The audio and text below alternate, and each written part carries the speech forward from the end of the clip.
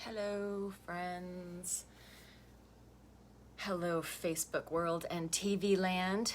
It is Laura Victoria Ward here, and I am going to do, my plan is to do some sort of meditational micro movement, a little bit of sound and breath inquiry and investigation. And so my micro movement may be very small, and then eventually some rolling. In the interest of building awareness of the fluidity of our systems and just awareness into our somatic body, which is the awareness of our body in motion or in stillness, but it's interoception, kinesthetic awareness, proprioception, all those things where we start to go, oh, I'm a person. What's it like to be in this personness? Or maybe you're an alien like me and Jimi Hendrix. I just want to point out that I'm wearing my Jimi Hendrix meditation shirt, so we're in good hands today. But I'm going to start seated, and I'm going to explore these three different places to work with this. So the first one is going to be seated, then I'm going to go onto my back, and then onto all fours. Woo! So much fun. So I'm going to invite you to participate in this with me. If you feel like you would like to do some movement and tune into being a person, feel how it is to be a person, how your personness is today. And I'm going to use some ideas from Continuum and also some ideas from non-dual meditation, mindfulness stuff. So it's going to be an inquiry/investigation. It's so funny. Investigation sounds so like technical and, let's put on our glasses and really look. But let's imagine that the investigation is just landing within our awareness. We don't have to do any big activity with our detective sleuthing skills, but we can just come in for a landing into our bodies. Clearly, I need some water. So part of the purpose of this micro movement is to enhance sort of the fluidity of your body. We are bodies of water. We were developed in the ocean as, single cells, and then grew into creatures that moved on land. Emily Conrad talks a lot about this, but so does Thomas Hanna. So the whole somatic history comes a lot to this idea that we are bodies of water, and if we learn to move in different ways, sometimes we can access the fluidity of our systems in a very healing way. And so for me, I am 51, I am doing pole dance, I am doing all sorts of stuff that, and I still dance ballet, I still dance on point, but I do a lot of somatic practices. I do a lot of Bartenia fundamentals. I do a lot of things that prep my tissue, that give me access to a lot of movement and health in that way. So I am going to start doing that with you guys now and invite you to participate with me. You can do this seated, you could do it standing, you could do it laying down, you could do it on all fours, you could do it in any way. So what I'm going to invite is this idea that our spine, our spinal cord, our spinal column isn't a column, but is a river. And this idea I actually got from Liz Cook, who I have worked with and really respect her work. So the idea that our spine is like a river, and I'm going to add to that it's not just our spine that's like a river, but it's from our tail to our head. So this whole central column, midline, has a fluid capacity. And I'm going to offer a breath, and we'll do it, or I'll do it, and maybe you'll do it, for a couple of minutes, with eyes open or closed. So sometimes it's easier to tune in with eyes closed, although lately I have to say I've been practicing a lot of eyes open meditation, and that has something valuable too. So do whatever feels right to you. We're going to play with a breath called Theta Breath. It's a very soft TH sound or hissing sound with your tongue behind your teeth. So it's like this.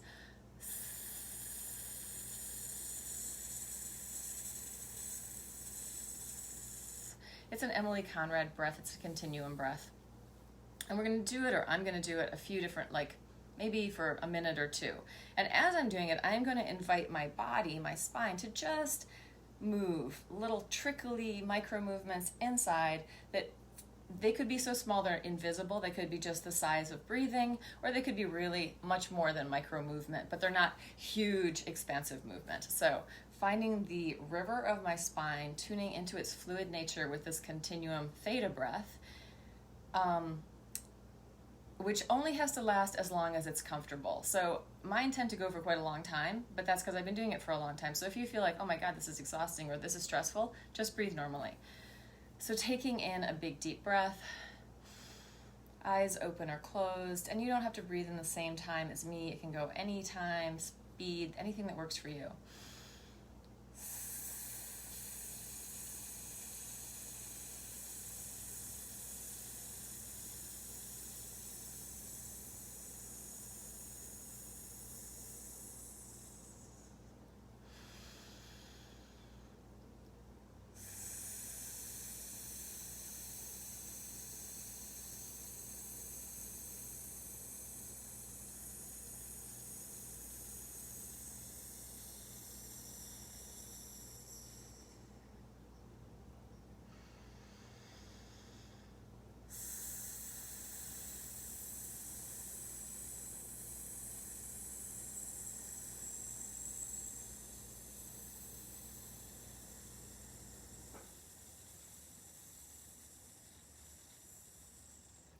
And I'm allowing my body and my spine to free up and start to explore, inquire, investigate, tuning into what it feels like to be in there and what might be interesting to follow. So as I'm tuning into myself, I can feel these sort of desires for movement. And maybe you feel that or maybe you don't. But if you do, let yourself explore what that is. Let yourself start to free up the capacity of movement. And as I'm doing that, I can feel my jaw getting much more relaxed. I can feel the backspace of my body, and I can feel myself slowing down. So I'm coming into a much more parasympathetic state. So my nervous system is starting to dial down. The waters are starting to settle. So inviting you to play with that just for maybe one more minute. Theta breath.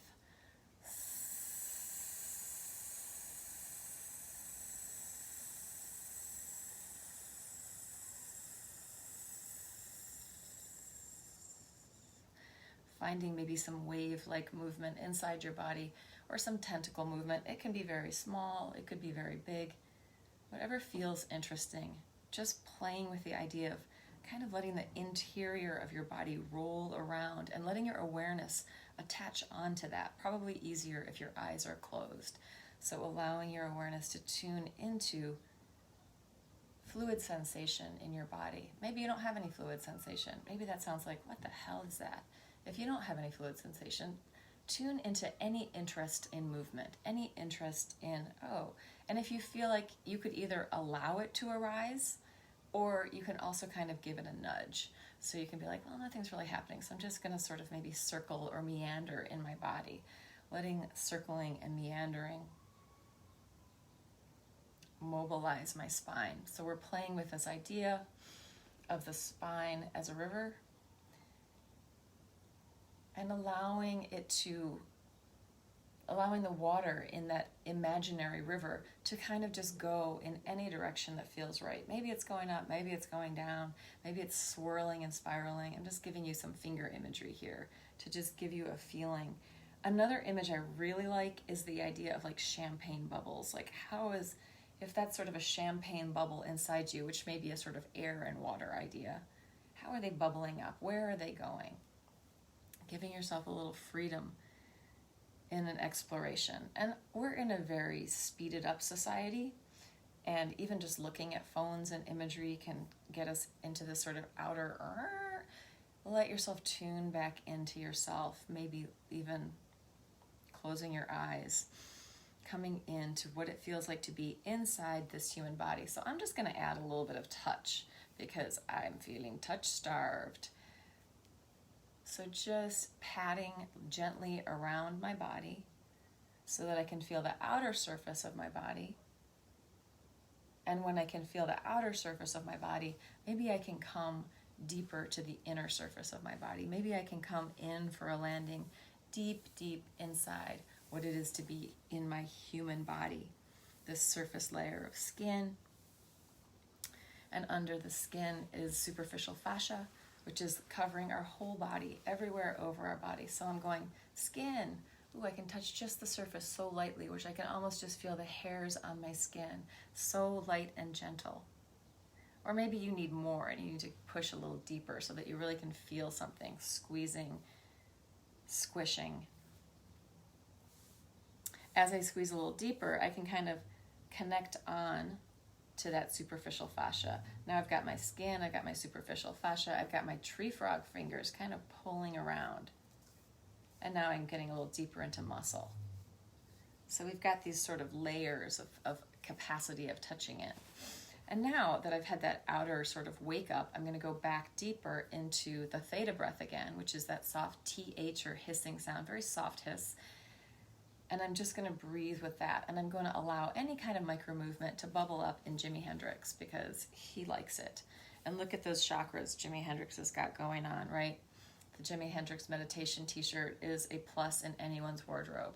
Feeling free to come into that sense of awakeness, aliveness, and fluidity through micro movement in your spine, in the river of your spine.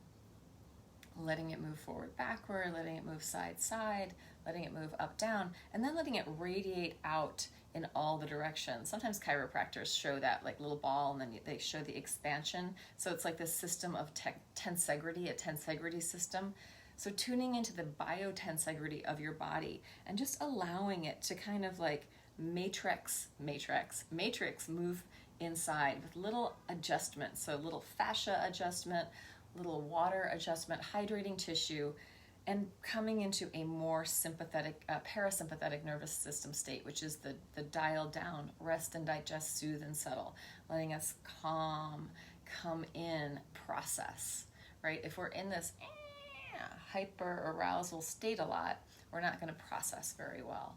So inviting in processing, inviting in awareness and exploration, feeling inside of yourself and seeing if there's a spot as you're moving around in there. Is there some place that is you? Is there some place you can touch into and go, oh yeah, that's me, that's me? Or is it kind of like, wow, as I start to move, it starts to shift and change. It starts to become more fluid. It starts to become more coherent. The system can move together. It can start to soften and release maybe some of the holding patterns that are creating the who you are-ness. But when we turn into the fluidity of our body, into the watery nature with some micro movement, sometimes some of those patterns can start to shift, which could be uncomfortable.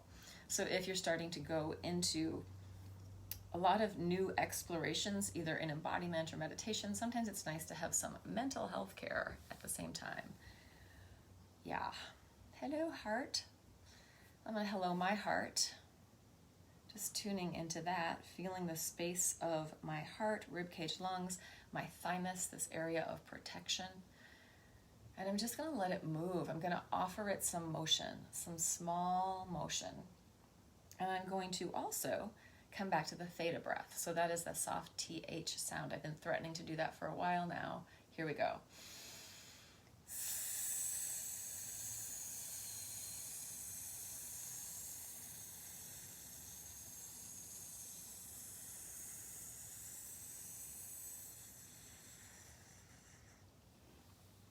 And if you're in more of a sped up state right now, tuning in and dialing down might not be that easy. Maybe it's time to go for a run or a walk or do something else. But if you are into, okay, we need to slow down, we need to calm, we need to come in, center, be ourselves as a person, as a fluid person, explore what that means, then please join in. So I've been doing this micro movement exploration seated for a little while. And I'm just going to talk about sort of two kinds of focus. So one kind of focus is sort of pinpointed and direct and specific. And then another focus is kind of global and expansive. And when I'm focusing into the awareness of movement in my body, sometimes in the beginning it's easy to find a point. And especially if you have pain, it's like, oh, that one place it hurts, I can feel it right there. But we want to start to expand out so that the idea is more of a global focus, more of a, in Lama movement analysis, we call it direct space and indirect space. And we mean direct space effort where we're, boom, pinpointed, or indirect space effort where there's an awareness to the space around you or even inside you where you're feeling like, it's almost like you're paying attention to the mist Or if you came into a cafe and you're looking for your friend, you're looking around, you don't see them. So that's an indirect sort of global focus. Your awareness is out there checking it all out, seeing the whole. And then you see them and boom, you pinpoint and zero in. So you can take that same idea into your body, feeling one area and then maybe feeling an expansiveness, maybe feeling a wholeness, feeling the whole pattern kind of shifting and moving. Or maybe it's not shifting and moving and you can feel that it kind of feels stuck. So if you feel like, oh my God, I'm kind of like stuck in this place, just offer some shifting of weight. You can shift your weight a little bit from side to side. Vigdis, Ramsdal, I have relatives in Norway in the house. You can, and I'm doing like a meditation thing here, a movement meditation. So if you're feeling a little bit stuck, allow yourself to shift from side to side.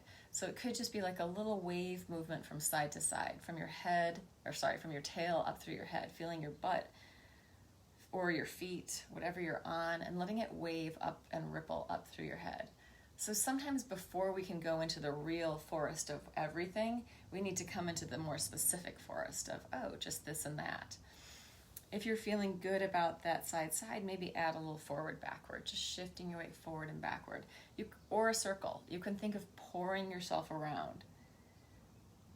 So I'm trying to invite in the idea of micro movement, doesn't have to be huge, but as a really nourishing, nurturing form of releasing tension in the body and softening the system, the whole nervous system, so you can come down into this parasympathetic, rest and digest, soothe and settle sort of meditational space. And in that space, once you start to allow yourself to tune into it, it's like deep sea diving. There's so much to be seen in there. It's like, oh, look at this. There's some biophosphorescence, or, there's this bubbling stuff over here. It becomes very interesting. So there's one more image to throw in. We could imagine that we're in the ocean. We're seated on the bottom of a lake or a river, and there's this movement of the seaweed or the river grasses, letting that kind of movement come into our bodies, just inviting in that sort of river grass, soft, gentle, easy, fluid motion. And the more we can not be in the sort of control center of it, the more we can just be in the sort of experiential, oh wow, feeling state of it, the more we can allow the system of our body to sort of come online and, I want to say generate health, but maybe that's too big a thing. I am not a doctor, but I am a movement analyst and a somatic movement educator. So when we can come into allowing the body to express, allowing expression to bubble up, then sometimes it frees up things that may have been kind of stuck in there for a while. So I'm going to shift off of my butt onto the floor. And I'm going to invite you to do the same thing. I think I need to move my camera. That's good. If it falls over, I apologize. So I'm going to start laying down, and I'm going to do the same thing laying down. So I am laying here on my back. My knees are bent. My feet are flat on the floor. And I'm just going to allow my spine to start to ripple. I call this exercise, when I'm teaching at the gym, sometimes I call it curious snake. And it's almost like you've landed in a body and you have no idea what it can do. So you're just gently, softly exploring the possibilities. That might be an image that triggers things for you if you've got like a phobia, but sorry. If you are not phobic about snakes, imagine that your whole head to tail, even maybe out through your arms, out through your legs, is the body of a snake. And how can it move? How can it ripple through from place to place? From tail to head, neck and jaw. I'm going to throw one more image in there. And that is of the tongue and the psoas. And the tongue and the psoas being these big, sort of thick muscles. Well, the psoas it gets thinner, but imagining them sort of as reflections of each other. And that's another Liz Cook idea. And she's the psoas lady. And I've studied with her a bunch, and I really like her work. So thinking of the tongue and the psoas as having sort of a relationship where they're kind of reflecting each other. So as you're there, maybe you can do, this is what I like to call the droopy face. It's really relaxed tongue. It's just soft and relaxed. Maybe there's no tension pattern in there. So you hear that I've created the tension pattern to enunciate. But when I soften that, I start to lose that. I can let my tongue really relax. So I'm letting my tongue relax, and as my tongue is relaxing like that, also imagining that's going down to my psoas, deep in my body, core muscle. So those are just images that can help think of this system of our whole body. It's one whole body. It's not separated. The only thing that separates things in the body is the scalpel and the mind. So thinking of this entire system as this fluid, completely intelligent, biomorphic process that's in constant change and shift, whether you think it or not. It is. It's always happening. You're digesting, you're eating, you're breathing. No day is ever the same. It's the Heraclitus. You can't step into the same river twice, because you will be different and the river will be different. So every day is a different day in your body. I'm going to add some arm movement, and I'm letting my body sort of ripple and wave.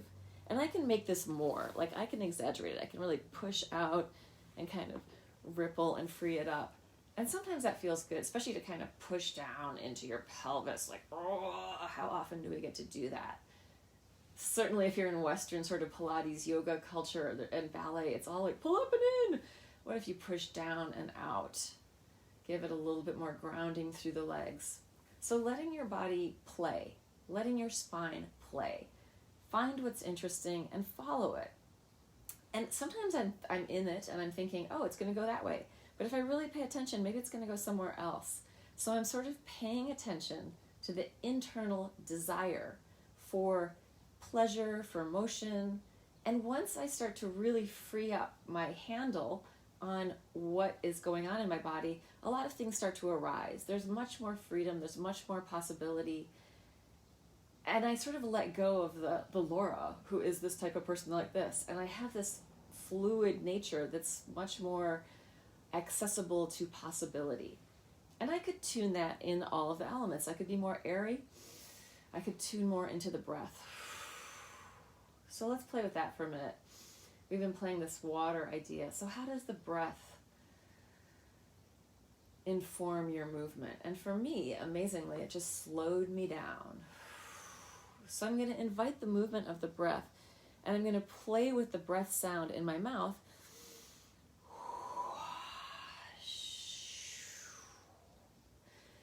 Imagining kind of like my mouth is like a cave next to the ocean, and as things are coming and going, there's water, there's air, there's power, there's some freedom, but there's this capacity of just tuning into the air nature of my breath, imagining each cell breathing, imagining the breath in my lungs, rib cage, and then also imagining sort of the breath cradling my heart. My rib cage and lungs are right around my heart. So as the breath moves and as I free up the capacity of breath and breathing in my chest and lungs, my heart gets a little bit of nice internal massage. It's okay. You could add an ah sound to that. And that's a very continuum breath. It's also in Bartenia Fundamentals. So you could add a ah. And it can feel like, oh God, it's a lot to put that vocal cord. So you could also do the ah without any vocal cord and have it be like,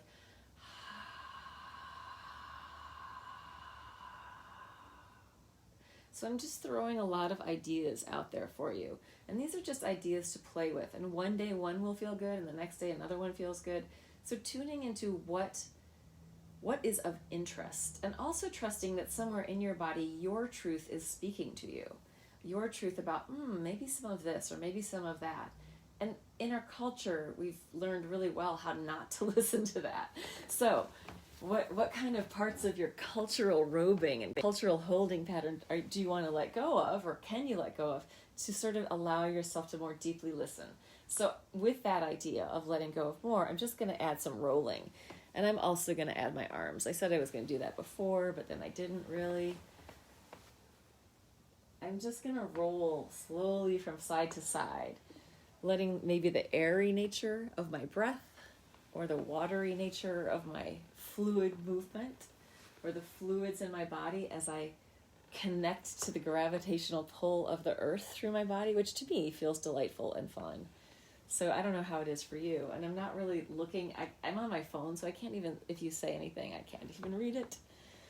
But I'm trying to stay more in my own body and my own exploration. And that's one of the things that has been, for me and for my journey as a moving body, I've always taught classes that I can also take. I always want to be part of the circle of what's going on. And in continuum movement and continuum world, the teacher is also a participant. Some ballet classes, the teacher is also taking class. Some Pilates classes, the teacher is also taking. I feel like if I am in the movement, then I have more of an idea of what's happening or what might be happening for you. So I don't like to teach from the outside. Much happier to teach from the inside.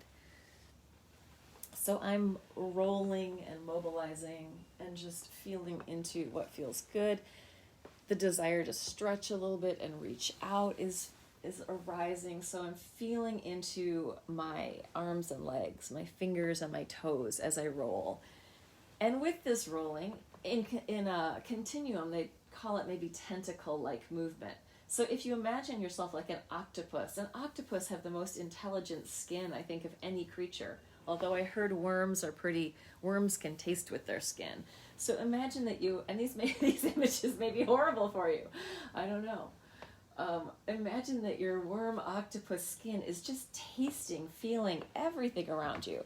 So it's like, feeling the air. I'm feeling the scratchy carpet underneath me. I'm feeling the inside of my body. I'm feeling the outside of my body. I'm in this like delicious, tasty exploration of what it is to be in a body. And let me also say that this exploration and investigation isn't designed for you to find anything. That's the beauty of it. Once you get in there, it's going to keep shifting and changing. You'll find that the more you get into the question and the investigation and the inquiry, the fewer answers there actually are. Because every day it's a little bit different. I mean, sometimes truths will bubble up, but so often nothing. It's just be in the question. What's it like to be in the question, to be in the wondering? Like, what is it to be in this body? So I said I was going to come to all fours, and in this thing before I end it, I am going to add the all fours version of this, which may be very exciting if depending on your level of seeing humans in their bodies for a while. So, or it may also just be like, what the hell is she doing? This is stupid. Whatever it is for you, that's fine. So I'm going to come to my hands and knees, and in this position, I'm also going to free up my spine. I'm going to allow it to ripple, to move in any way that feels good and interesting. This could be, for me, it's pretty big right now. I've been doing this for a while, both in my life and also today, so I'm ready for some bigger movement. But what I want to try and do, and what the continuum idea behind inquiry often is to keep breaking the pattern. So if you are, and I'm not a continuum teacher, I am just a continuum practitioner who's been practicing it for 8 years, maybe a little bit longer than that, but I didn't know what it was before that. The continuum idea is that you keep changing it. If you find like you're getting into a pattern, then go somewhere else. Shift your weight, change your speed, add some kind of breath. You could add the Theta Breath, the soft TH, or the sort of airy breath sound. But let yourself explore what would feel good, what feels interesting. And this isn't, I'm a dancer and sort of an extreme mover person, so I have a lot of mobility, but this is not about going into that super like crazy, whoa, like I'm possessed, although it might happen. A lot of people have seen that video of Susan Harper. It's like the most famous continuum. It's both Emily Conrad and Susan Harper, and she's like rippling her spine and it's moving, like it's amazing. It's beautiful. It's, if you want to see it, I think it's written Intrinsic Intrinsic Movement Continuum. You can find that on YouTube. But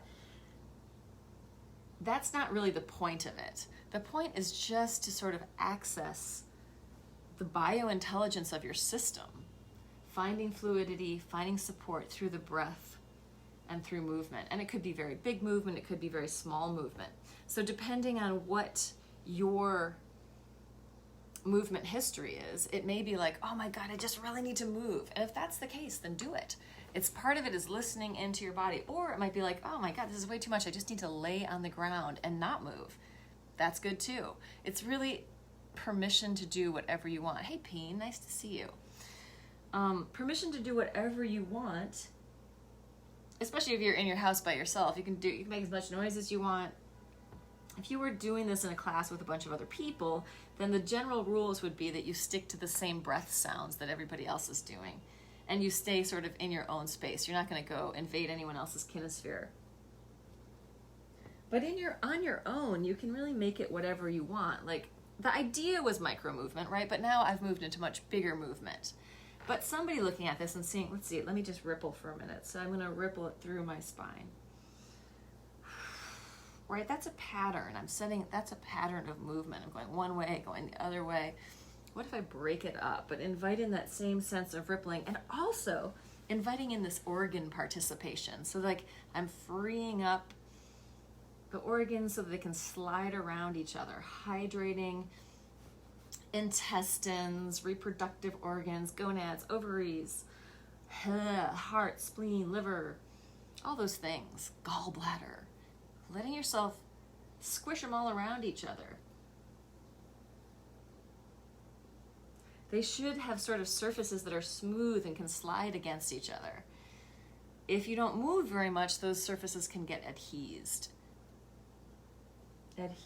stuck together. So I'm kind of over being here. I'm going to do it onto elbows and knees, another possibility. So here, exploring around with micro movement. And now for people who, we tend to be in a very puritanical, repressed culture, and sexual expression is like, and bodies are sexualized and all this kind of stuff. And pleasure, like, especially female pleasure, and I'm actually not saying this is about female pleasure right now. It's just about general pleasure, and it may appear to be very sexualized because we are not accustomed to looking at bodies moving very much, especially in sort of amorphous ways. So I am not having any kind of experience like that, but it may appear to somebody. That's the thing with this stuff, because we're all coming in with these different levels of consciousness, right? And different levels of participation in the body. And I have to say, I have a huge fan club of like older men that are older than me. So that's over 50. And they're like, oh my God, I feel like you're dancing just for me. I'm like, oh, aren't you lucky? But that's really not what it is. So yeah, it's really about my own participation of being present with myself in my own body and feeling into what that is. So I'm coming back now to seated, and I am going to elevate my pelvis because that's much more comfortable for me. You might be sitting on a chair. And you know what? We have to see things a few times before they become anything for us. So if something's totally new for you, you've never seen it before, like I showed that video actually of Emily Conrad and Susan Harper, the intrinsic movement video. I showed it to my mom one time, and my mom was like, oh, what is that? Why would I want to do that? That looks gross. And I was like, well, it's fluid movement. It means that their bones are incredibly healthy, their system is healthy. Like, she's a nurse, so I had to kind of come from the health perspective on it. But really, there's just incredible aliveness and vitality. And I was talking to my friend Michael Taft, who's like one of my best friends since I was 15. And he's a meditation teacher. And he has a meditation podcast and a meditation channel on YouTube. It's called Deconstructing Yourself. Highly recommended. I've been doing a lot of his meditations. I was talking to him about the continuum work. And he had somebody who was a continuum practitioner in one of his retreats. I'm still micro-moving. I'm inviting you to micro-move with me. He had a continuum woman, older woman. It's usually older women that do this, but let's invite the rest of the world into the juicy yumminess of being in your own body and not giving a fuck what's happening. He had a woman in his, and he's like, what is this continuum stuff? What is it? He's like, I could see she was so alive.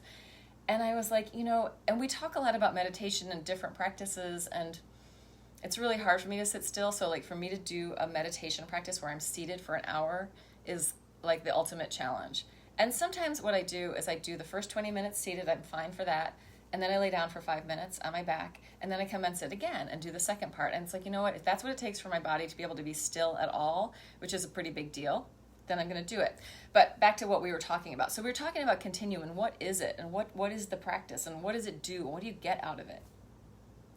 And what I will say that for me, it did change my life, and I was already pretty integrated and pretty whole and pretty much on the path of my truth, but it made me have to leave my place of work.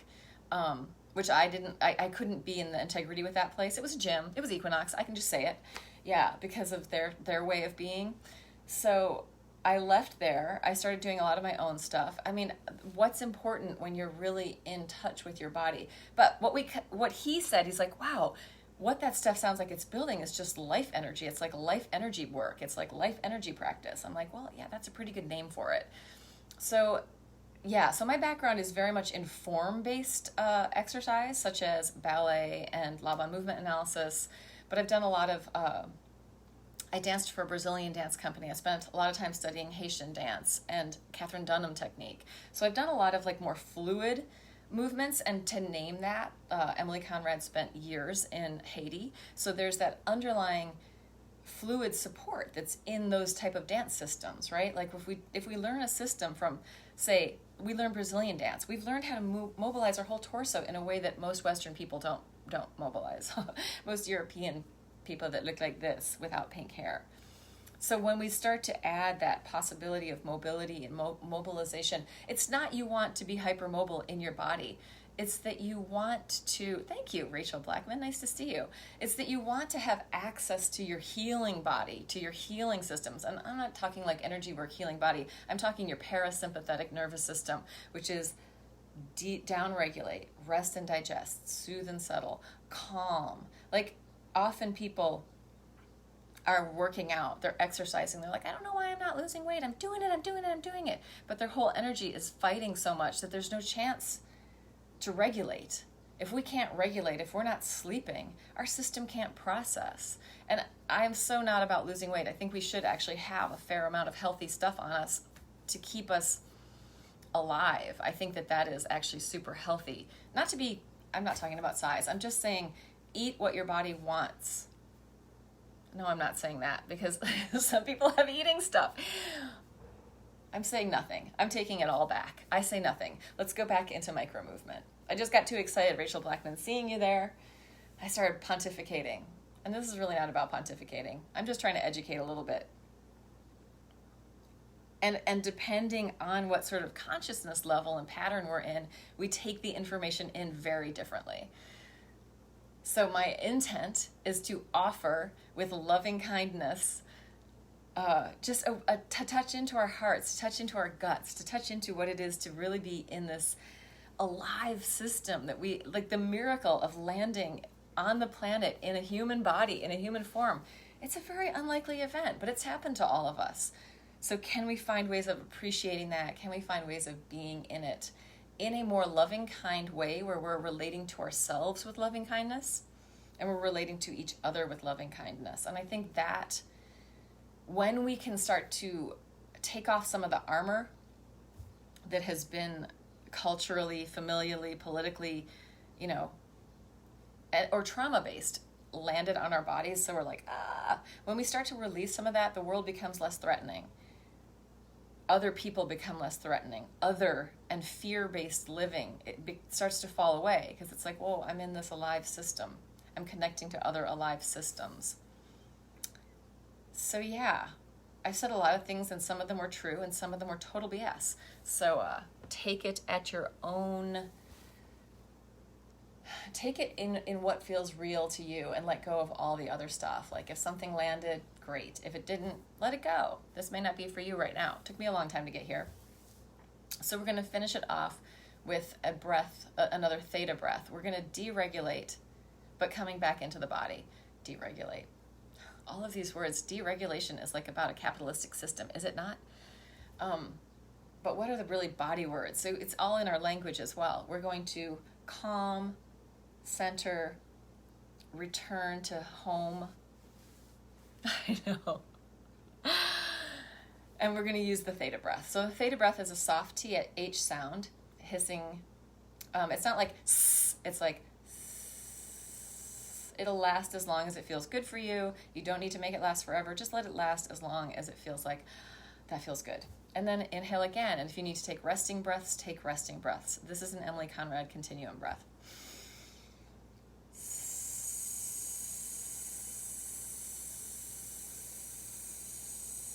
Eyes open or closed, inviting in gentle, loving micro movement. gentle, soft, delicious, pleasurable.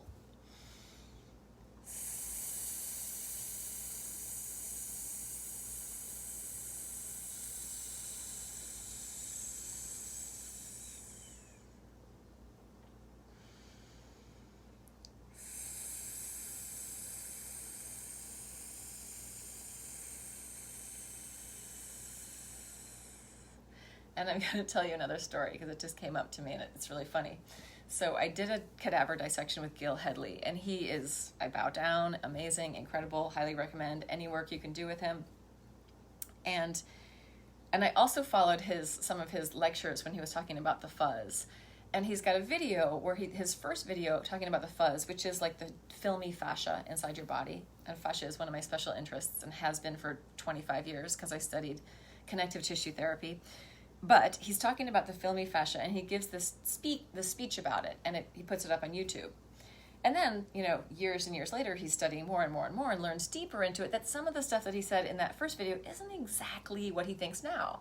And somebody's like, well, why don't you just take down the video? And he's like, it's had over 1 million hits. I'm keeping it up. So, people enter the door with whatever level of truth they can find. And then maybe they can go deeper and start to even slough off some of the stuff that is no longer applicable. And that's how it is, learning about being in our bodies. It's like, oh yeah, for a long time it was really great to do this one thing. And then it shifted, and then something else was really great. So just allow that it's a changing process. It's a system, it's a biomorphic system of tensegrity. And when I say it, I mean I am, you are, we are. And we're in this constant relationship. Everything that happens around us in our environment, in our family, is affecting us on a tissue level. So maybe a hand on the belly, hand up here on the chest and lungs, feeling into that space and inviting freedom. What does freedom mean? Inviting expression, inviting in micro movement, inviting in life energy. And that brings us to the element of fire. What is that life energy? It's the fire, it's the creativity, it's the heat of your body. It's the spark, it's creative. And it's also the capacity to go outward, right? You can share it. And right now we need more people that are working on these deeper levels sharing their stuff. So if anyone's doing it, we got to applaud that. It's good. It's not threatening. It's good. Now, if they're hurting people, that's different. Or if they're offering stuff that's, questionable or behaving badly, which a lot of people do, then we want to maybe back away. But at the same time, the whole cancel culture, erase people thing, it's not going to work. We're all still here. Somehow we got to find ways to embrace the wholeness pattern of what is. The dark side is also inside. It's not just outside. We're experiencing it. So can we soften it a little bit? Can we shed some light? Can we find it less threatening? All right, that's it. I have to go back upstate. So nice to see you all. Some of my favorite people that I don't even know and have never met in person showed up. So lovely to see you. And thank you for being with me. Goodbye, my friends.